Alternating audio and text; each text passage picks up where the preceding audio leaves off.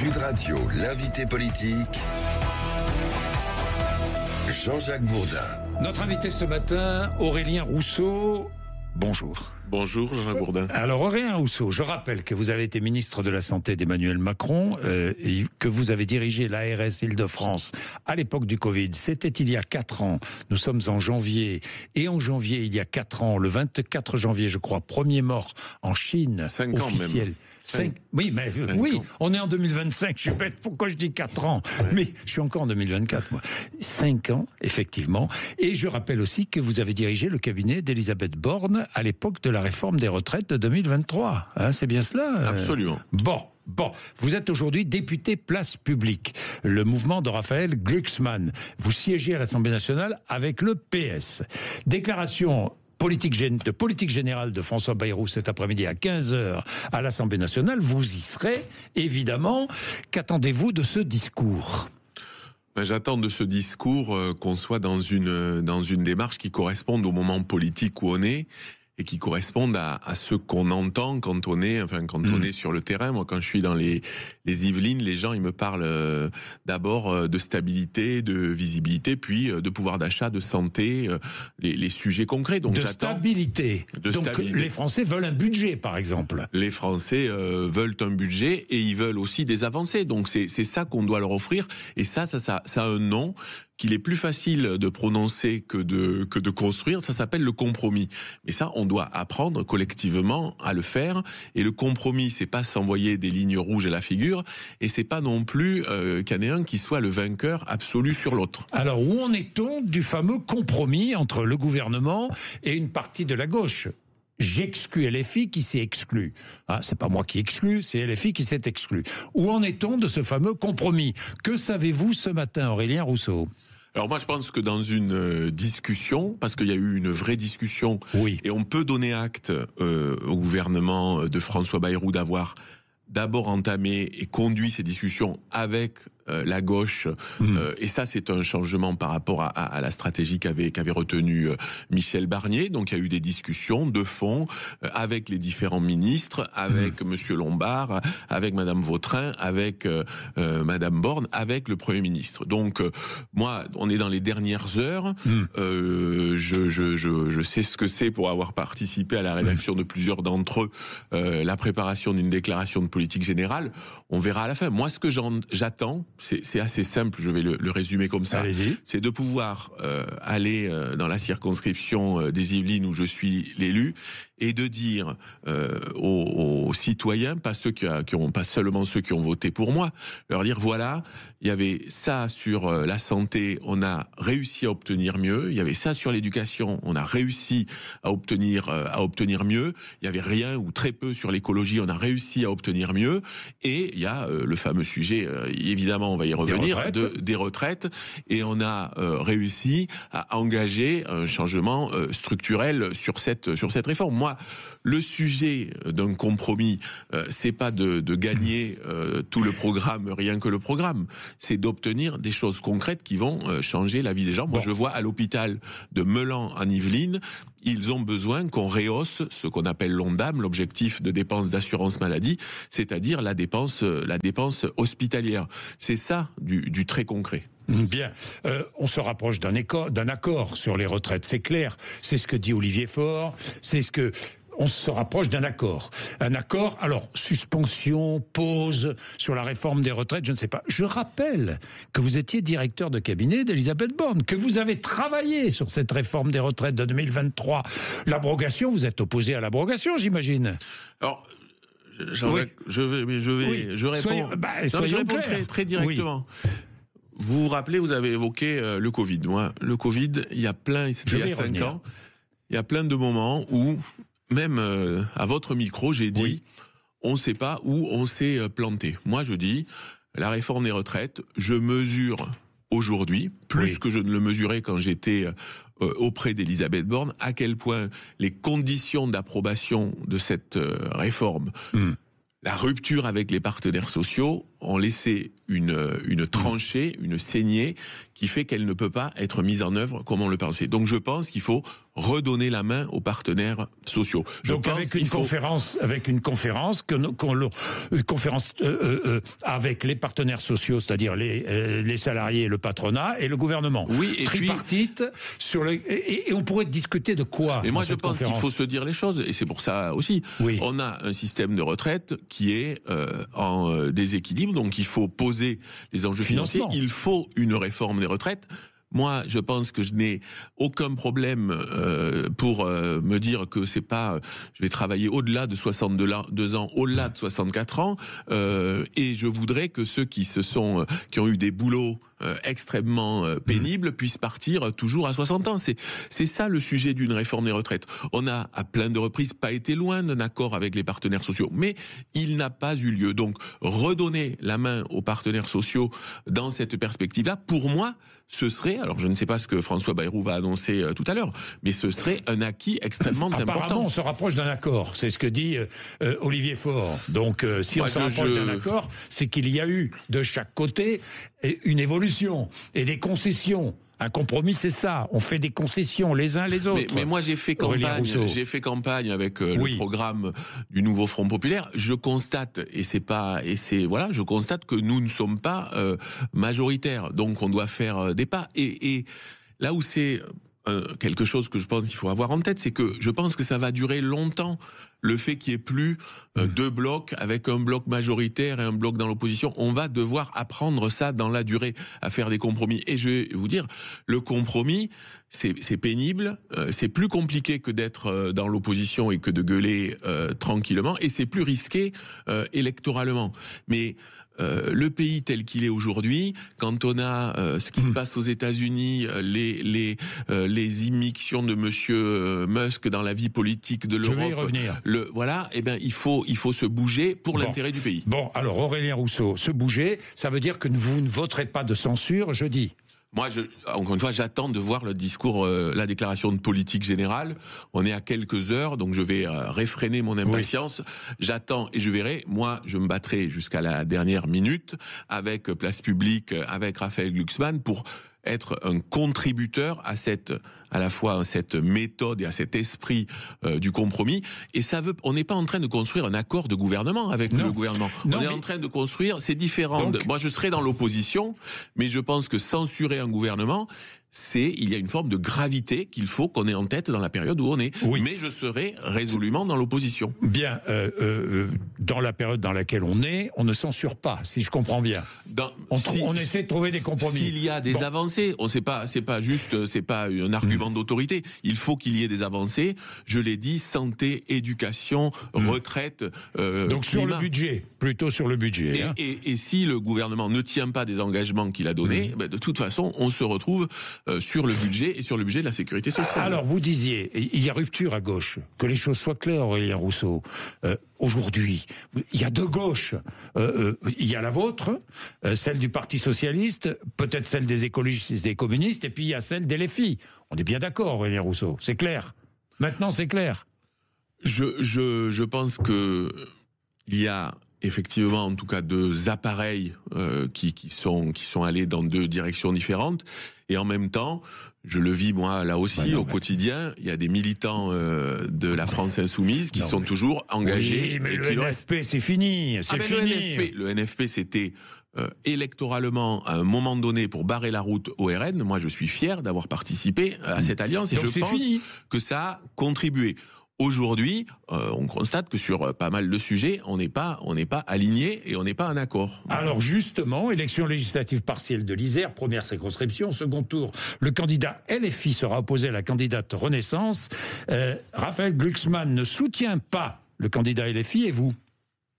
Moi, je suis sur cette ligne-là. On voit bien aujourd'hui dans le contexte où on est. Encore cette semaine, moi, il y a des déclarations qui me font bondir si j'étais capable de bondir.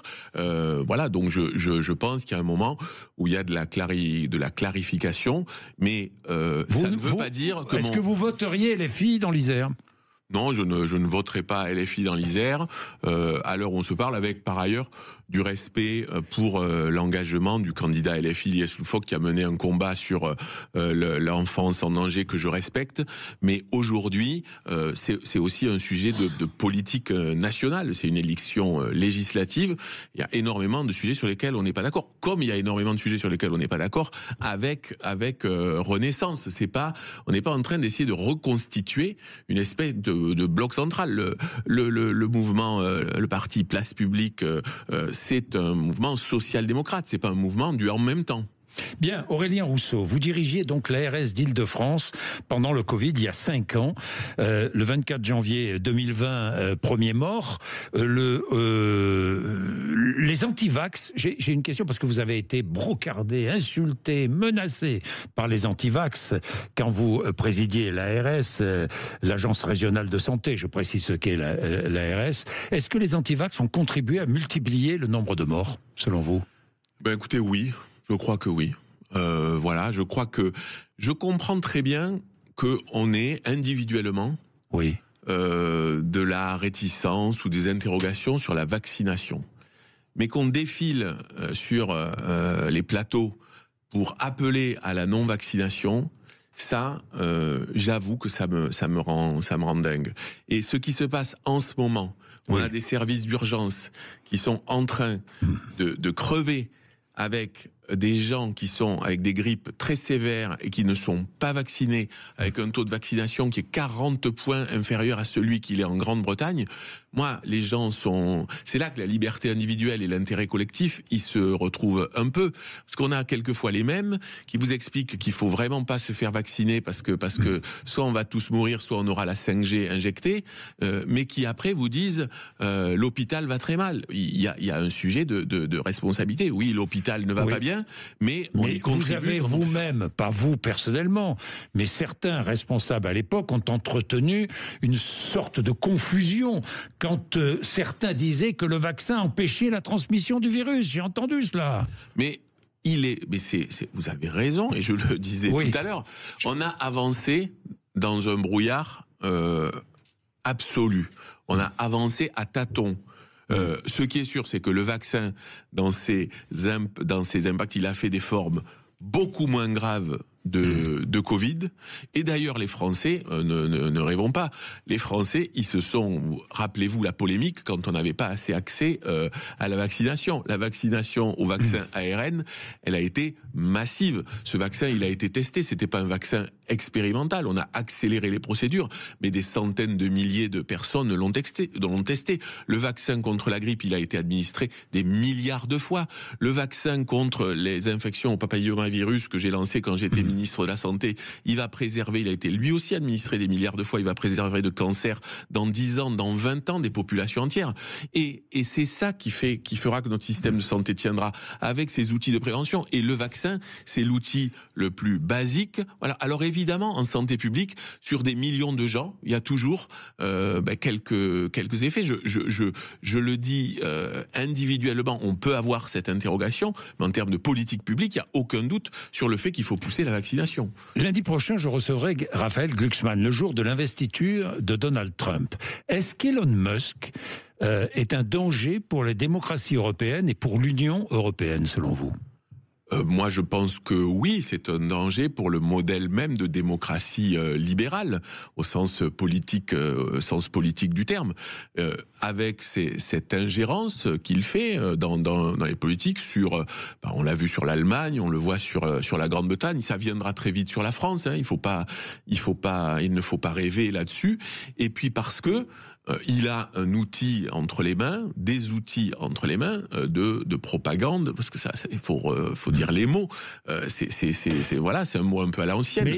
Mais l'algorithme de X Twitter, ça peut être un outil massif de propagande, même si, pareil, hein, il faut qu'on sorte de notre bulle les uns et les autres. Twitter, c'est pas que ce soit à Mars, à Saint-Hilaire-de-Bretmas ou à Vaux-sur-Seine, les gens ne vivent pas dans une bulle Twitter. Mars et Saint-Hilaire-de-Bretmas, c'est dans le Gard, hein, je voudrais le préciser. Voilà, donc... oui. Non mais Ouais. donc Non, on n'est pas dans un monde clos, mais oui, aujourd'hui, il en veut à la démocratie libérale. Oui, il en veut à la démocratie libérale. Néanmoins, est-ce que vous êtes favorable à une interdiction? Est-ce qu'il faut aller jusqu'à l'interdiction? J'entends ici et là. Moi, je par crois exemple, que... Sandrine Rousseau qui demande, qui dit il faut quitter Twitter, quitter X. Moi, je crois qu'aujourd'hui, Oui. Musk, Trump ou la Chine, ça nous impose une chose, une France forte dans une Europe très forte. Et c'est à l'échelle de l'Europe. Et ces grands capitalistes, ce qui leur fait plus peur que l'interdiction, c'est la régulation, les menaces financières, et c'est ça qu'on doit mettre en œuvre à l'échelle européenne. Je crois plus à ça qu'à manier l'interdiction, qui est quelque chose c'est peut-être, ça fait plaisir de se le dire, mais à la fin, on a des outils de régulation et on a des outils d'intervention quand on a des ennemis de la démocratie qui utilisent certains outils. Voilà. Et Musk, à la fin, le langage qu'il parle, c'est le langage du fric, et ça, c'est à mon avis le plus entendable. La crise entre la France et l'Algérie, il y a une question qui m'intéresse beaucoup. Vous avez été ministre de la Santé. Est-il vrai que tous les dignitaires algériens viennent se faire soigner en France et souvent gratuitement? Alors, il est vrai mais comme pour énormément de pays, on accueille en France des responsables politiques de différents pays d'Afrique, d'Afrique du Nord, mais pas que, parce qu'on a un système de santé exceptionnel, disons-le. Et après, il n'y a pas de principe de gratuité. Voilà. Et tous les hôpitaux factures sont payées. Les hôpitaux publics émettent ces factures. Je ne sais pas ce qu'il en est, peut-être dans les hôpitaux militaires sur certains sujets, mais les factures sont émises. Je ne sais pas vous dire aujourd'hui si elles sont toutes payées, mais il n'y a pas de principe selon lequel il y a un droit de tirage de ces pays. Non, parce que j'entends beaucoup dire les étrangers viennent se faire soigner gratuitement en France. Alors c'est vrai ou c'est faux? Alors, quels étrangers? Si c'est les dignitaires, il n'y a pas de principe. Peut-être qu'à des moments, il y a des accords diplomatiques, je n'en sais rien. Et puis sinon, ce qu'on a montré aujourd'hui, les différents dispositifs, notamment, par exemple, les titres de séjour pour soins, c'est des volumes totalement dérisoires. Mais là, on ne parle pas des dignitaires, on parle, voilà, on est sur quelques milliers de personnes par an qui viennent de l'étranger se faire soigner en France et qui passent d'abord par l'Office français de l'immigration et de l'intégration, qui sont vus par un médecin, où on vérifie que dans leur pays il n'y a pas la capacité de les soigner, et dans certaines conditions très restrictives. Je crois que le chiffre de l'année passée, c'était 3000 qui sont venus se faire soigner. On est sur quelque chose de très très limité. Ça ne veut pas dire qu'il n'y a pas d'abus, qu'il n'y a pas des filières, on le sait. Il y a eu pendant longtemps une filière géorgienne sur des greffes, et ça, on lutte contre ça, parce que ça met, c'est comme d'habitude, les abus pèsent sur ceux qui respectent les règles. Voilà, donc il faut les combattre. Bien, Aurélien Rousseau, puisqu'on parle de l'Algérie, le régime algérien, est-ce que vous pensez que le régime algérien instrumentalise les Algériens de France ? Moi, je pense que le sujet aujourd'hui, c'est qu'on est débordé des deux côtés par une histoire qui nous déborde. Voilà, je suis pas d'accord avec ceux qui disent qu'il y aurait une forme de rente mémorielle, etc. On n'est quand même pas allé au bout des débats sur ces sujets. Mais oui, aujourd'hui, on a un régime qui dictatorial. Autoritaire. De fait autoritaire, voilà. Et je pense pas qu'il instrumentalise directement, mais quand on vient d'Algérie, quand on est né en Algérie, quand on a un attachement pour ce pays, et autant je pense que le sujet, par exemple, des migrations, des visas, des conditions d'accès au territoire national, c'est un sujet qu'il faut sans doute revoir. Autant dire qu'ils ne font que de la rente mémorielle, je trouve que c'est exagéré par rapport à c'est exagéré. Ça n'est pas la réalité. Oui, on a une histoire avec l'Algérie qui n'est pas soldée. Voilà. Donc, il faut trouver les voies et moyens. Et si on monte chacun des deux côtés comment dirais-je, pour se mettre en scène, eh ben ça donne le fiasco de l'expulsion de cet influenceur montpelliérain qu'on met dans un avion, que les Algériens nous renvoient et qui est aujourd'hui en centre de rétention.